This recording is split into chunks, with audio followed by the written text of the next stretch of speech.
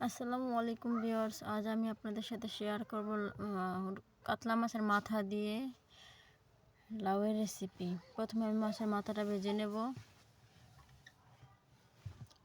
ভাজা হয়ে গেছে। পেঁয়াজ কুচি দিয়ে দেব, লবণ দিয়ে দেব, আর একটু তেল দিয়ে দিয়েছি।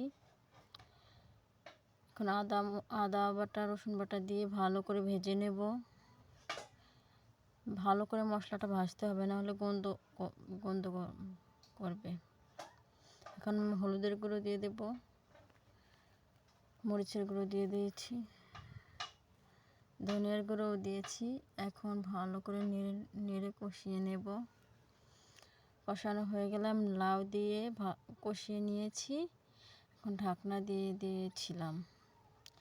এখন আমি ভালো করে কষিয়ে নেব।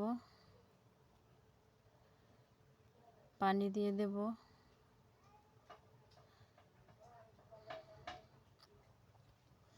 মাছের মাথা দুটো দিয়ে দিয়েছি।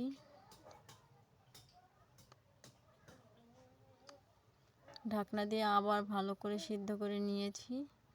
এখন ঝোল আর একটু টেনে গেলেই আমার তরকারি হয়ে যাবে। জিরের গুঁড়ো দিয়ে দিলাম।